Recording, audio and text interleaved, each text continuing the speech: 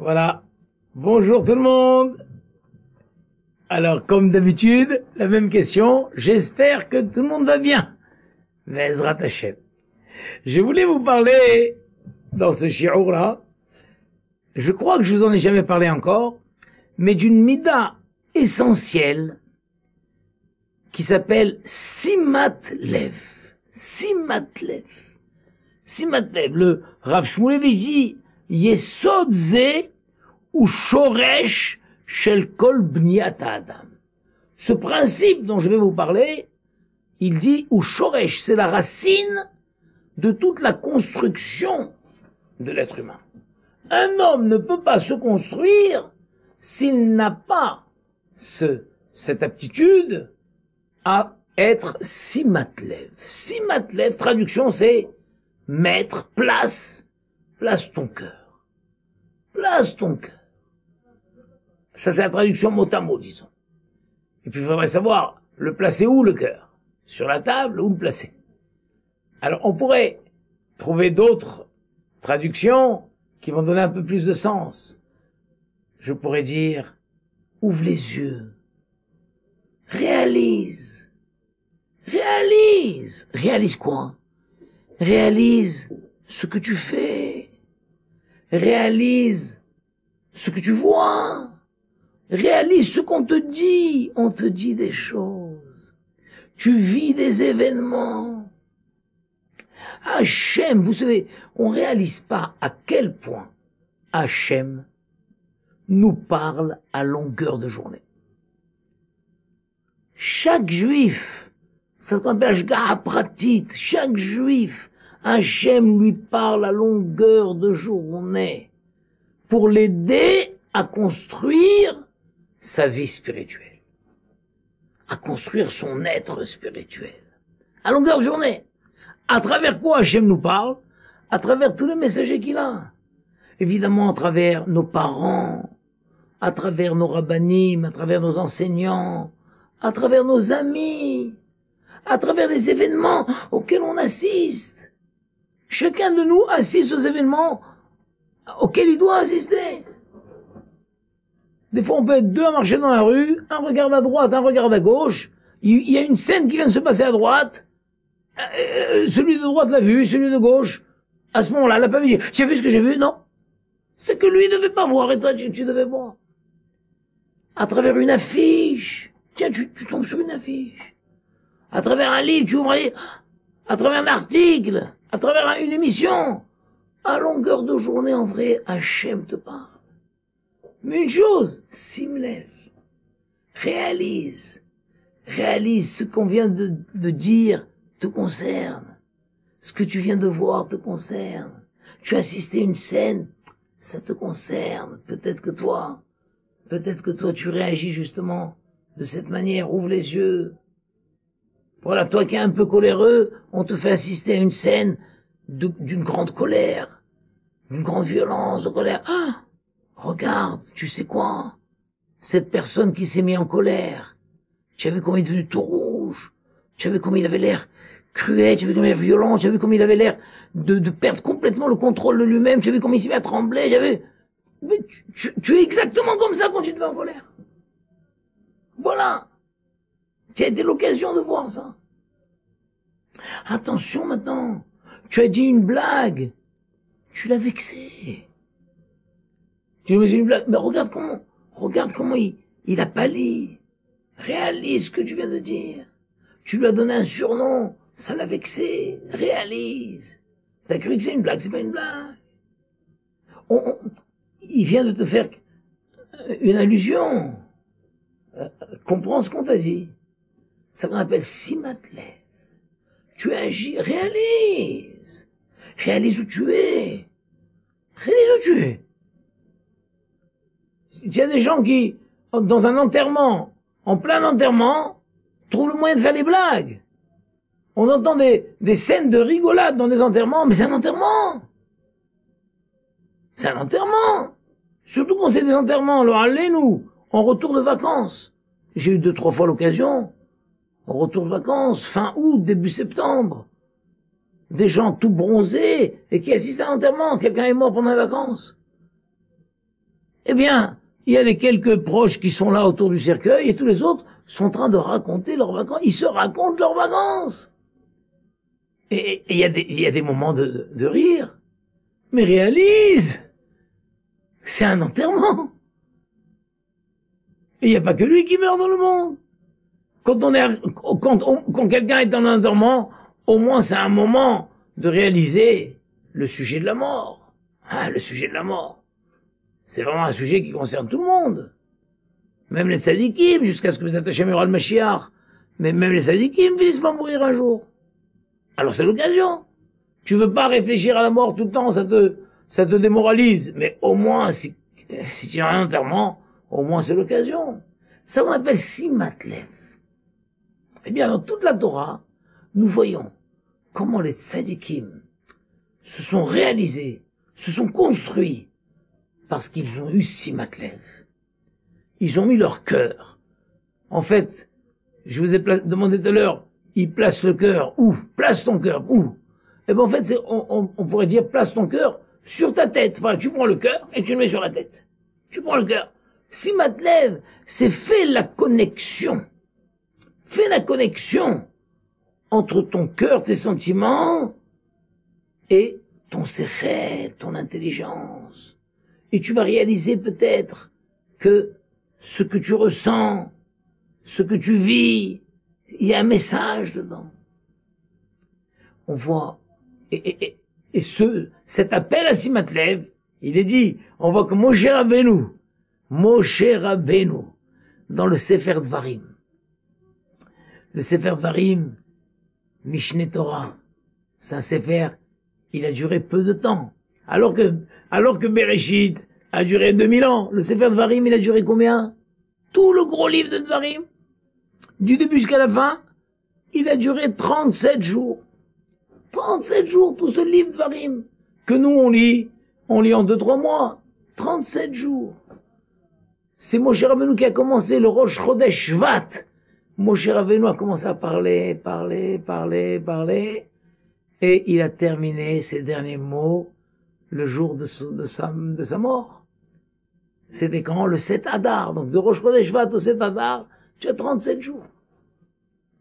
Et vers la fin, dans Parashat Haazinu, c'était vraiment la fin, le jour peut-être de sa mort ou la veille, il aura dit, et maintenant, Ve'ata, il aura dit, Ve'ata, Simu, Librem, mettez votre cœur sur tout ce que je vous ai dit.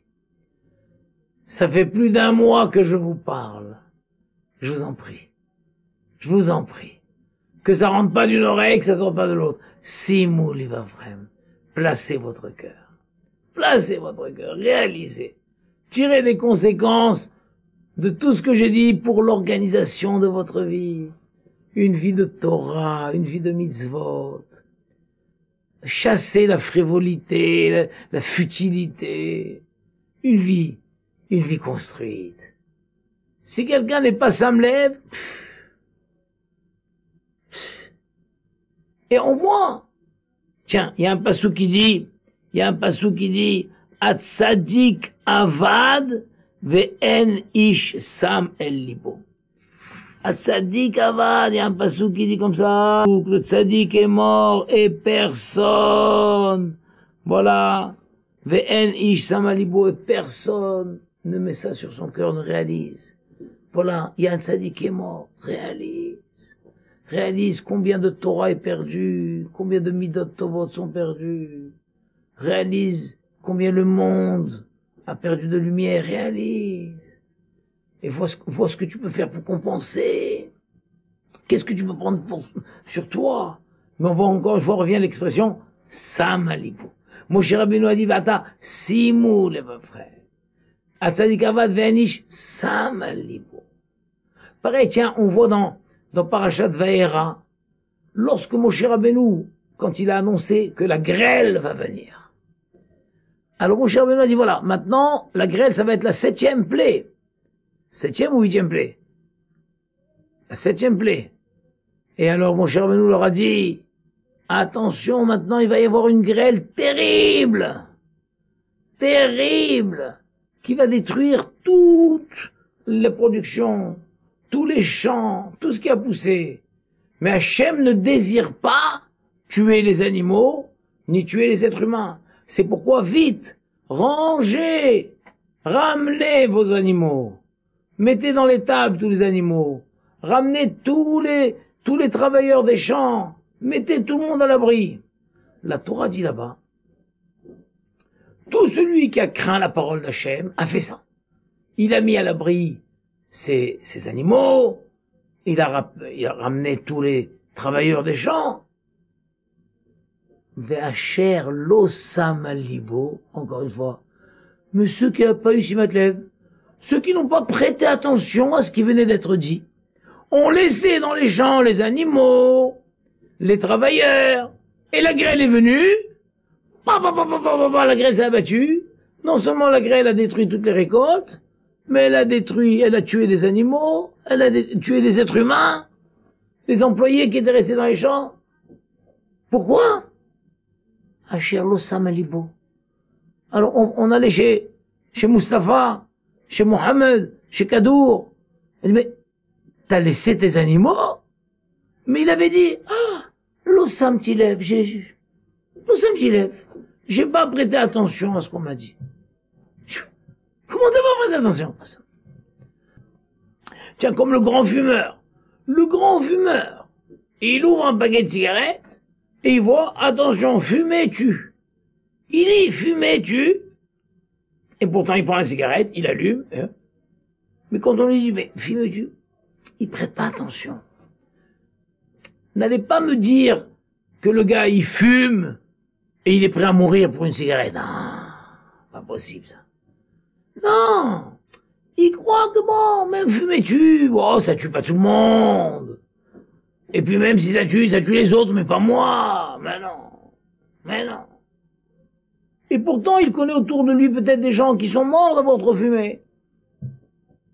L'eau samlev. L'eau samlev.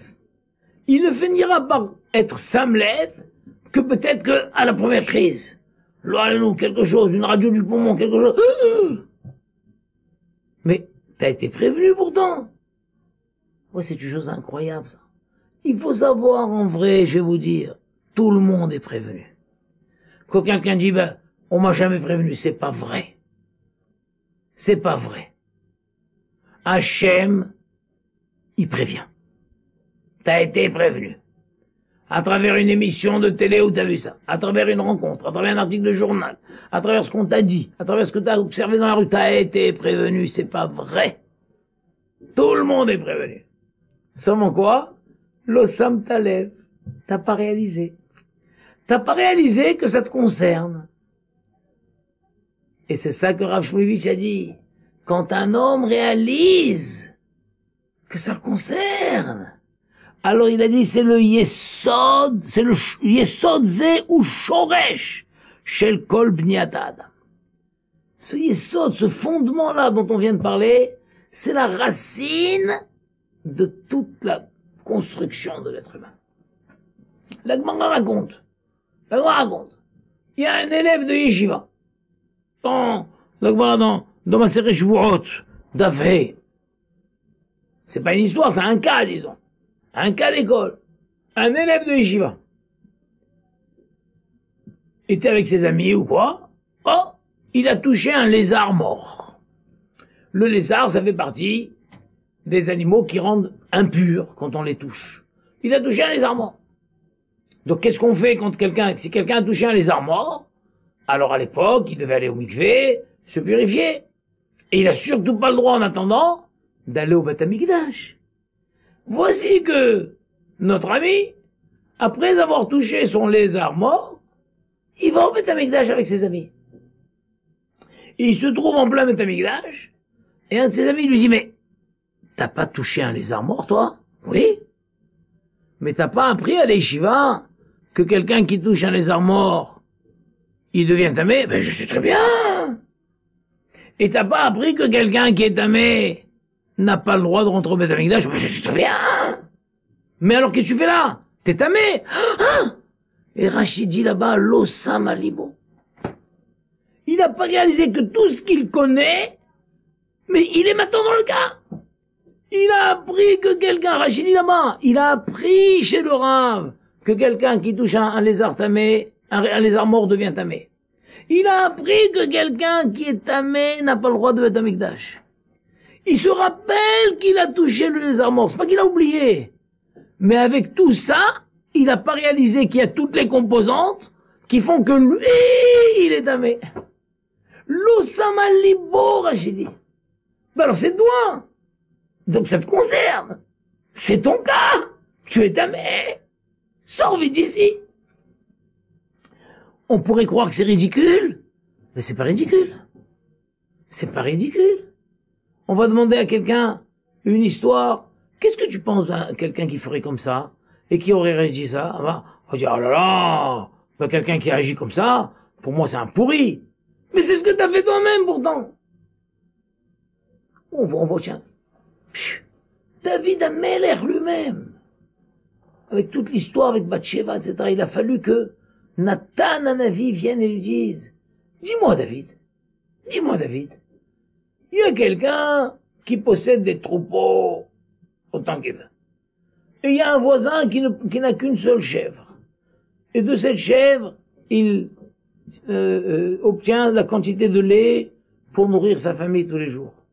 Et le riche a eu un invité, et il est parti, il a volé la chèvre du voisin, et il a abattu la chèvre, ils ont fait un repas, et ils ont mangé au lieu d'aller prendre dans tous ces troupeaux. Quel est le statut de cet homme-là? La réponse est quoi? Bah, il doit rembourser, un voleur doit rembourser. Mais on voit que David Ameller a dit comment? Il y a un mot Taïjazé. Qu'il meurt cet homme-là. Ça veut dire quoi? Pas une mort du Bedin, une mort bidé Shamaïm. Comment? Il y a un voisin qui n'a qu'une seule chèvre. Toute la subsistance de cette famille et de cette chèvre-là. Et lui, il a des troupeaux à perte de vue. Au lieu d'aller se servir dans ses troupeaux, il va prendre cette chèvre unique qu'il meurt. Et qu'est-ce que lui dit Nathan Hanavi à ce moment-là? Attends, Ishaou! Mais c'est toi, l'homme en question, c'est toi! Tu peux avoir tout ce que tu veux, qu'est-ce que tu es parti prendre? Pas réalisé. Oui, à l'inverse, on voit des tzadikim qui ont réalisé. Tiens, Yosef HaTzadik. Yosef HaTzadik! Comment il a pu échapper à la séduction de la femme de Potiphar? Un jeune homme de 17 ans, en pleine Égypte, dans la plaine Touma. Et il y a une femme, sûrement très belle, allez savoir, qui l'attire matin, midi et soir. Il finit par se fragiliser. Il est sur le point de céder. Mais au dernier moment, il a la force. Il résiste et il se sauve. Quoi, qu'est-ce qu'il y a eu? Tout d'un coup, Simaklev, il a réalisé. Il a dit, non, nous sommes une famille où Hachem nous apparaît de temps en temps. Hachem a parlé à Avraham Avinu. Hachem a parlé à mon arrière-grand-père. Hachem a parlé à mon grand-père. Hachem a parlé avec mon père. Peut-être qu'un jour, Hachem a prévu de me parler. Si je fais ça, je perds toutes les chances qu'Hachem m'apparaisse un jour. Est-ce qu'Hachem, il va me parler si je fais ça? Il a réalisé. En faisant ça, c'est pas simplement une avéra. Je détruis toute la construction ancestrale. Et dont moi-même j'ai une part dedans, peut-être, j'ai un avenir. Je détruis tout. il s'est retenu. C'est une chose extraordinaire, c'est-à-dire que sur la Avera elle-même, bon, il aurait fait, quelqu'un peut dire, bon bah, je prends sur moi. Je suis seul, j'ai pas de famille, moi je suis un homme, et j'ai besoin, bon, je ferai tchouva après peut-être, va savoir ce qu'un homme peut se mettre comme argument dans la tête pour se permettre. D'accord, mais il y a Avera et Avera. Il y a des Averot, c'est pas une simple Avera. Ça détruit toute la construction spirituelle détruit. Tu remets tout en péril. C'est ça qu'il a retenu. Comprenez? Ça qu'on a dit encore. Si Matlev, quelqu'un qui a la tête ouverte, qui réalise, qui prend la mesure des événements, la mesure de ce qu'il est sur le point de faire, la mesure de ce qu'on lui a dit, alors, il possède la qualité essentielle pour construire sa personnalité. Binyanad. Voilà. Il y a beaucoup de quoi parler. On en parlera encore une fois, mes attachés. Shalom!